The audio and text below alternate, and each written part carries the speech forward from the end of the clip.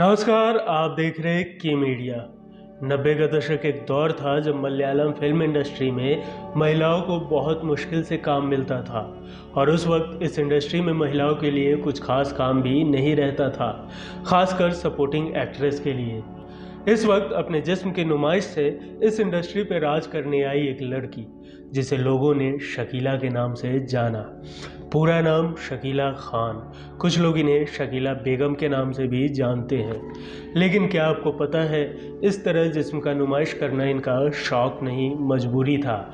बहुत ही कम उम्र में ही शकीला ने बहुत कुछ झेला है। इससे ज़्यादा और क्या दुखद बात हो सकती है कि शकीला की माँ ने ही उन्हें जिस्म फरोशी के धंधे में ढकेला।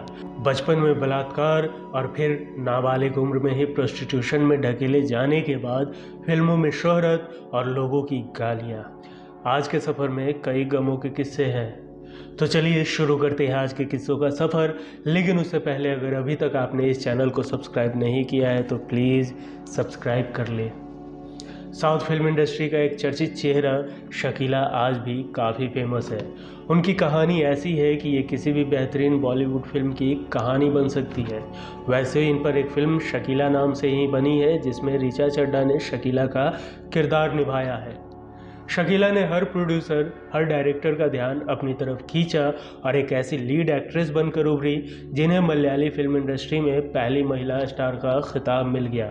शकीला ने मलयाली, तमिल, तेलुगु, कन्नड़ फिल्मों में काम किया है और अपने समय की सबसे ज़्यादा सैलरी पाने वाली एक्ट्रेस थी।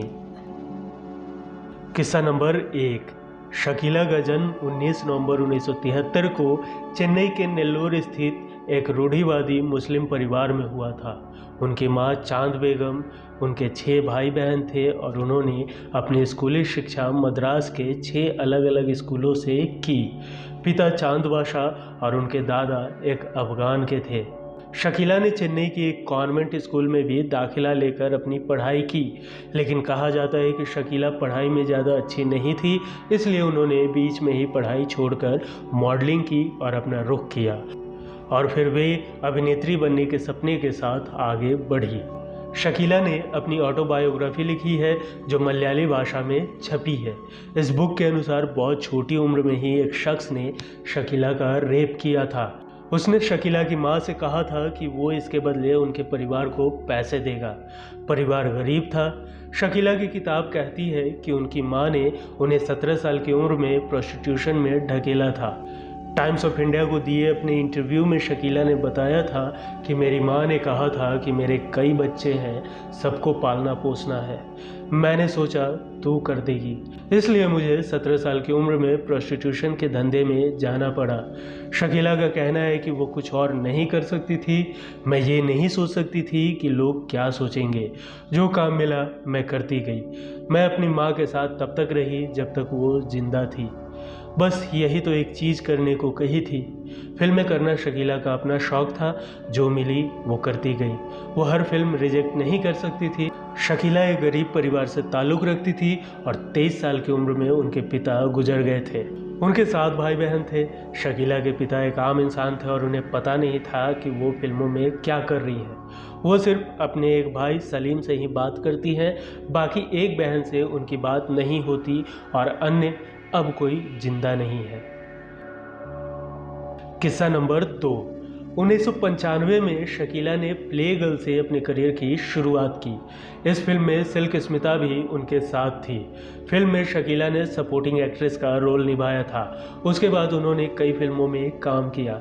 सिल्क स्मिता के अनसुने किस्सों के वीडियो का लिंक आपको डिस्क्रिप्शन बॉक्स में मिल जाएगा, आप वहां जाकर इसे देख सकते हैं। शकीला की सबसे बड़ी हिट फिल्म किन्नारा ठुम्बिकल थी, जो कि मलयालम भाषा में थी। इस फिल्म से सुर्खियों में नज़र आने लगी, जिसके चलते इनके फिल्मों को युवाओं के साथ बुजुर्गों के बीच भी काफ़ी अधिक पसंद किया जाने लगा। हालांकि अपनी शुरुआती फिल्मों में कुछ विवादास्पद टॉपलेस सीन करने की वजह से कई लोग इन्हें पसंद नहीं किया करते थे, लेकिन इनकी फिल्म किन्नारा ठुम्बिकल के आने के बाद ये देश की ही नहीं बल्कि विदेशों में भी काफ़ी मशहूर हो गई, क्योंकि इनकी इस फिल्म को न सिर्फ हिंदी भाषा में डब किया गया बल्कि यह नेपाली, चीनी, सिंहल आदि विदेशी भाषाओं में भी डब करके रिलीज की गई।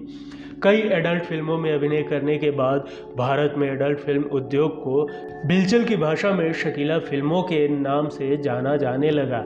कई लोग तो इन्हें मल्लू भाभी भी समझते हैं। शकीला सन 2003 में तमिल, तेलुगु और कन्नड़ में फैमिली कॉमेडी कैरेक्टर वाली फिल्मों में भी अपनी भूमिका निभा चुकी है।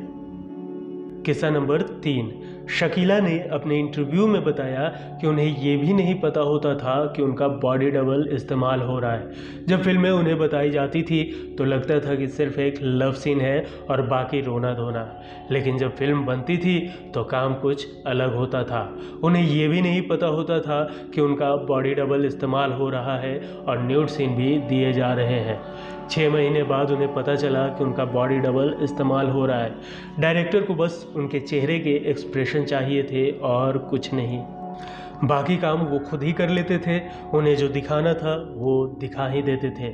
शकीला ने यह भी बताया कि उन्हें बीच में 2-3 साल तक काम ही नहीं मिला था। उन्हें कहा जाता था कि अगर वो किसी फिल्म में काम करेंगी तो वो ब्लू फिल्म लगेगी। मैंस वर्ल्ड को दिए एक इंटरव्यू में शकीला ने कहा था कि वो हमेशा से एक हाउसवाइफ बनना चाहती थी। बच्चों के लिए खाना बनाना, सफाई करना, पति का इंतज़ार करना आदि, लेकिन ज़िंदगी को कुछ और ही मंजूर था। शकीला की कहानी उन महिलाओं की कहानी है जिन्हें ज़िंदगी बहुत से दुख देती है और उन्हें अपने लिए खुद खड़ा होना पड़ता है। किस्सा नंबर 4। शकीला बेगम के बॉयफ्रेंड की बात करें तो इनके 9 से 10 बॉयफ्रेंड रह चुके हैं, लेकिन इन्होंने सभी के साथ ब्रेकअप कर लिया और अब ये सिंगल है। एक इंटरव्यू में शकीला ने अपने शुरुआती जीवन और परिवार के बारे में बताया था, जिसमें उन्होंने कहा कि उन्हें बहुत बुरा लगता है जब उनके परिवार के सभी लोग, उनके भाई बहन फैमिली फ़ोटो में होते हैं और वे नहीं होती है, और उन्हें उनकी बहन कहती है कि वे इसका हिस्सा नहीं है। वे इस चीज़ से बहुत दुखी रहती थी। उन्हें लगता था सब उन्हें छोड़ देंगे, लेकिन ऐसा नहीं था। वे अपनी माँ एवं भाई बहनों को काफ़ी केयर करती थी। उन्होंने शादी नहीं की क्योंकि उन्हें लगता था कि उनकी शादी के बाद उनके परिवार की केयर कौन करेगा। आपको बता दें, शकीला को निर्देशक रोहित शेट्टी ने फिल्म चेन्नई एक्सप्रेस के लिए अप्रोच किया था, लेकिन उन्होंने इस ऑफ़र को रिजेक्ट कर दिया था। आज के किस्सों का सफ़र यहीं तक। अगले वीडियो में फिर मिलेंगे किसी नई हस्ती के किस्सों के सफ़र में। ये वीडियो आपको कैसा लगा हमें कमेंट कर ज़रूर बताएं। वीडियो पसंद आई हो तो इसे लाइक और सब्सक्राइब ज़रूर करें। धन्यवाद।